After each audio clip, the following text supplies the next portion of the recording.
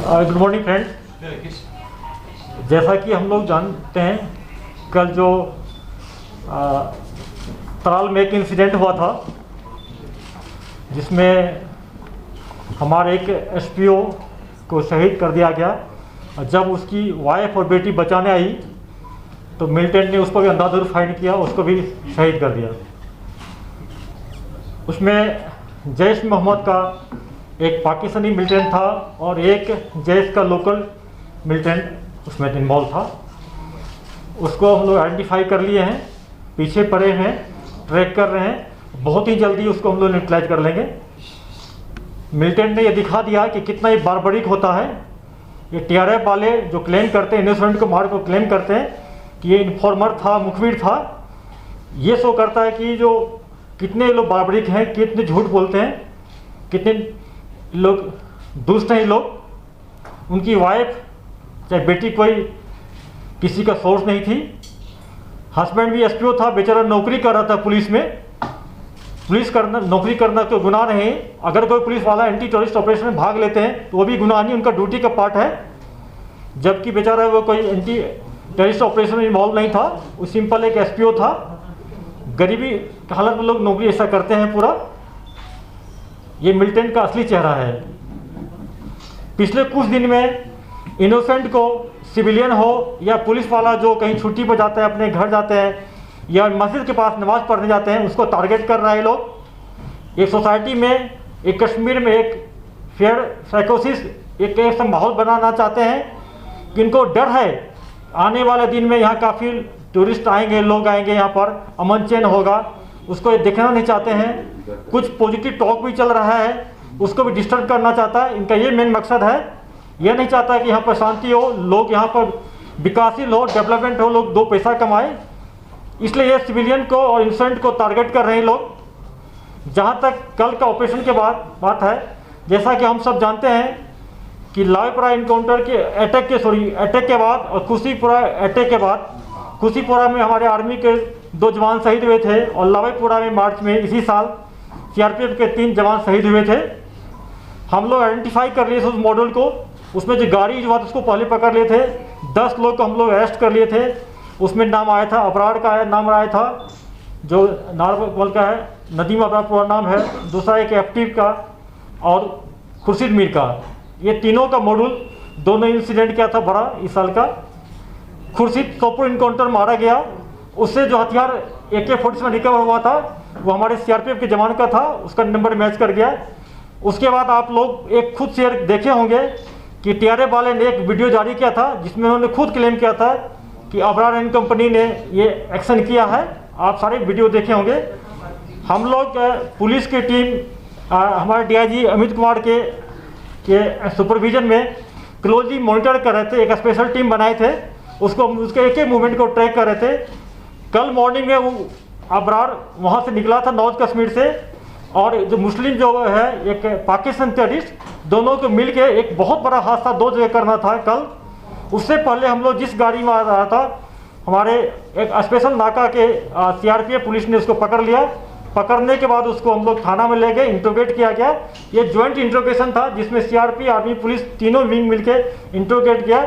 उसके बाद FIR launch किए, उसमें एफआईआर में उसको पूरा उसको अरेस्ट किए और इंडियन एविडेंस एक्ट 27 सेक्शन के तहत उसको हम लोग फिर जो बोला था कहाँ पर रिकवरी करने के लिए, जो कानूनी लीगल है, हम लोग राइफल उनका जो था हथियार रिकवर करने गए थे। हालांकि एक पिस्टल और एक ग्रेनेड पहले रिकवर हो चुका था और जो घर सस्पेक्टेड हाउस गया था अंदर से फायरिंग आ गया।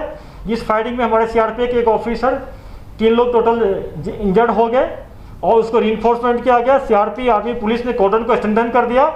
फिर इनकाउंटर चलते रहा। फिर दूसरा मिलिटेंट जो था पाकिस्तानी मुस्लिम, वो घर से निकला और अंधाधुंध फायर किया। बाद में इनकाउंटर में कि नदीम अबरार और पाकिस्तानी टेररिस्ट दोनों मारे गए। वहाँ से भी 2 AK-47 मिला है। ये पुलिस और सिक्योरिटी फोर्स के बहुत कामयाबी हो, क्योंकि ये मॉड्यूल जो था ये पाकिस्तानी और ये नदीम अबरार, इसका टारगेट था कि बार बार इस एक्सिस पर नारवल से लेकर हैदरपुरा के बीच में बार बार एंड्स को टारगेट करना, सिक्योरिटी फोर्स पर हमला करना और वेपन स्नैचिंग करना, यह इनका टारगेट रहा है। इसके लिए मैं अपने सिक्योरिटी फोर्स को बहुत मुबारकबाद देता हूँ।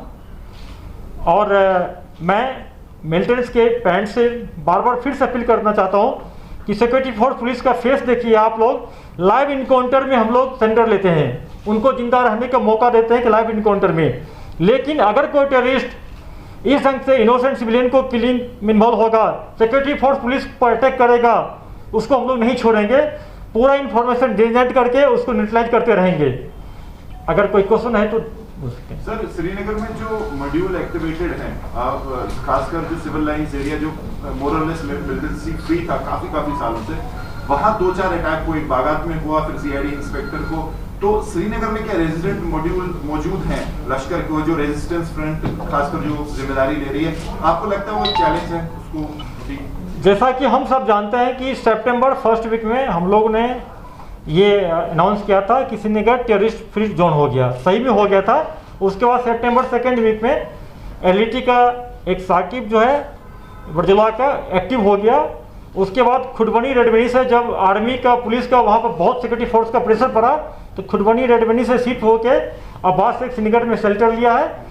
पाकिस्तान के इशारे पर, आईएसआई के इशारे पर यहाँ पर लोकल लड़कों को कुछ 5-6 को एक्टिव किया है, जो अपने को टीआरएफ कहते हैं, बल्कि एलईटी के ये टेररिस्ट हैं। उसमें एक मार चुका है क्या उबैद, बाकी जो है उसके पीछे हम लोग लगे हुए हैं और बहुत जल्दी उसको या तो अरेस्ट कर लेंगे या इनकाउंटर उसको न्यूट्रलाइज करेंगे। जहाँ तक कि इंस्पेक्टर साहब की बात बोले तो देखिए, पुलिस वाले डेली छुट्टी पर हो या ऑफ टाइम में ऑफिस के बाद घर जाते हैं, उनको जाना पड़ेगा। हर एक लोग को हम लोग सिक्योरिटी फोर्स की तरह हम लोग कैंप में नहीं रह सकते हैं। ये लोकल है, डेली घर जाएंगे आएंगे, फैमिली के साथ रहना पड़ता है इनको।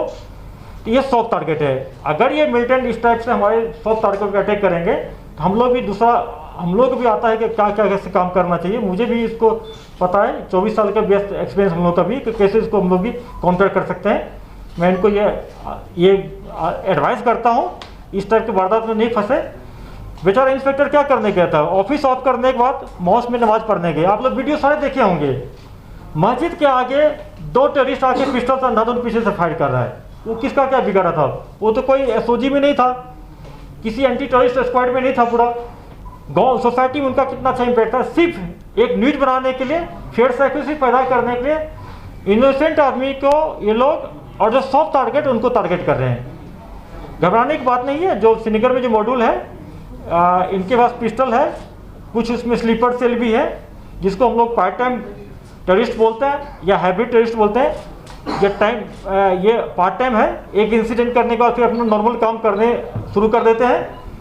जो फुल टाइम टेररिस्ट है उसको हम लोग पूरा ट्रैक करते हैं। जो पार्ट टाइम टेररिस्ट है, जिसको हाइब्रिड टेररिस्ट को कहते हैं हम लोग, उसमें थोड़ा दिक्कत तो आती है हम लोग को, लेकिन हम लोग पूरा इसको सर्वेलेंस रखे हैं, बहुत जल्दी इसको भी न्यूट्रलाइज कर लेंगे हम लोग। ड्रोन थ्रेट जो है, आपने मीटिंग भी ली है उसको लेके, कितना प्रेजेंट और कितना क्लियर थ्रेट है, और क्या आपकी एडवाइस थी, कैसे आप उसको टैकल करने का सोच रहे हैं? देखिए, इस सिलसिला में परसों हम लोग जाके एक जिसमें army, CRP, air force, BSF, NSG के हर एक लोग के साथ मीटिंग लिए, पूरा तैयारी कर लिए। थ्रेट बहुत सीरियस थ्रेट है, यह टेक्नोलॉजिकल थ्रेट है, इसको टेक्नोलॉजी के थ्रू भी हम लोग रिस्पॉन्स करेंगे और उसमें हम लोग काफ़ी डिप्लॉयमेंट कर लिए। क्योंकि ये स्ट्रेटजिक इम्पोर्टेंस है, हम लोग शेयर नहीं कर सकते हैं पूरा डिटेल में। उसके बाद कल 15 कोर में जोशी 15 कोर कमांड साहब ने मीटिंग लिए, मैंने अटेंड किया। फर्दर उसको स्ट्रेंथन हम लोग कर रहे हैं, जितने वाइटल इंस्टेंशन है इसको भी, प्लस एलसी पर भी। उसके अलावा आज देखे होंगे, जैसा एक डल के एरिया में एक ड्रोन फ्लाई कर रहा था, उसको पुलिस ने जब्त कर लिया, एफआईआर लॉन्च किया, उसको कार्रवाई कर रहे हैं हम लोग। जी सर, जम्मू में काफी एक्टिविटी देखी गई है ड्रोन से रिलेटेड, क्या कश्मीर में ऐसा कोई एक्टिविटी है? The other part is there any breakthrough as far as Hawa Kadam killing is concerned, and we are seeing that Tral, Avantipoora has erupted abruptly for the last 2 months. आप बिल्कुल सही बोलते हैं। अब अवंतीपुरा खास करके जो हरिपरी गांव बेल्ट है, इसमें ट्रेडिशनली जैश का काफ़ी इसमें मूवमेंट रहा है शुरू से। 2018 में इसी विलेज में जैश का टॉप कमांडर आदिल पठान मारा गया था। लास्ट ईयर 25 जनवरी को जैश का टॉप कमांडर कारी यासिर पाकिस्तानी मारा गया था। सिर्फ लोगों के दिखाने के लिए कोई सोर्स है, मुखबिर टैग करके ये अपनी कमजोरी छिपाना चाहते हैं, टारगेट कर रहे हैं। हम लोग ऑपरेशन को इन्हांस कर दिए हैं, इंफॉर्मेशन को जनरेट कर रहे हैं, ह्यूमन इंट पर और फोकस कर रहे हैं। तराल में 2-3 अच्छे ऑपरेशन निकाल के इसको भी लोग कंट्रोल कर लेंगे। जो हवा कदल किलिंग है उसमें कोई डायरेक्ट है क्या? उसमें हम लगे हुए हैं, अभी बहुत कुछ मिला अभी शेयर नहीं कर सकते हैं, क्योंकि उससे हमारा जो फर्दर ऑपरेशन है वो हेम्पर हो सकता है। क्या उसमें सुनू का कहना है विस्फोटक था, जैसा कि सुनू का कहना है कि उस गाड़ी में 3 विस्फोटक आईडीज थी? नहीं, उसमें आईडी नहीं था, ग्रेनेड और पिस्टल से गाइस मिला था। Sir, is it that proper procedure was followed, SOPs were followed during the operation, or security forces did not have the information about the suspected militant in the house? Because of injuries at death of the detained militants. देखिए, SOP का कोई rule होता है। SOP जो होता है, ground पर जो ऑफिस लीड करते हैं, जो हैंडल करते हैं कटिंग एज पर, वो टोटल लेटर स्पीड पे इम्प्लीमेंट नहीं हो सकता है। अगर हम सर्च करने जा रहे हैं, हम मानते हैं कि इसमें मिलिटेंट अलमारी होगा, पलंग के नीचे होगा, रूफटॉप होगा, हो सकता है कि दरवाजे के पीछे छिपा हो। ये बहुत टेक्निकल, ये प्रोफेशनल हैजार्ड है, इससे हम लोग एक्सेप्ट करना पड़ेगा। ये टेररिस्ट नदीम अबरार जो था, हम लोगों को नहीं बताया था कि उसमें पाकिस्तानी मेरा मिलिटेंट है, उसमें मेरा है।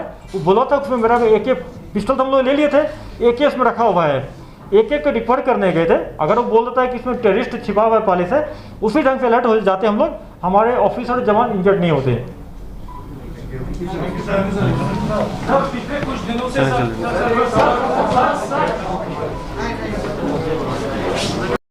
क्या आप मुल्क या बैरून मुल्क के नामवार कॉलेजेस और यूनिवर्सिटीज में MBBS, BUMS, BDS, paramedical, pharmacy, management, engineering, hotel management, computer और दीगर कई सारे कोर्सेज में दाखिला चाहते हैं? क्या आप ज़राए ना होने को अपने मुस्तकबिल में रुकावट नहीं बनाना चाहते और अपनी आइंदा की जिंदगी को ताबनाक बनाने का अज़म किए हुए हैं? तो आइए अथवास कंसल्टेंट्स मुफ्त मशवरे और काउंसलिंग, स्कॉलरशिप और फीस में रियायत के लिए हम आपकी हर मुमकिन मदद के लिए हर वक्त हाजिर हैं। राब्ते के लिए हमारे फोन नंबरात हैं 9906169503, 019547966001। अथवास कंसल्टेंट्स, अथवास करो, परवास करो।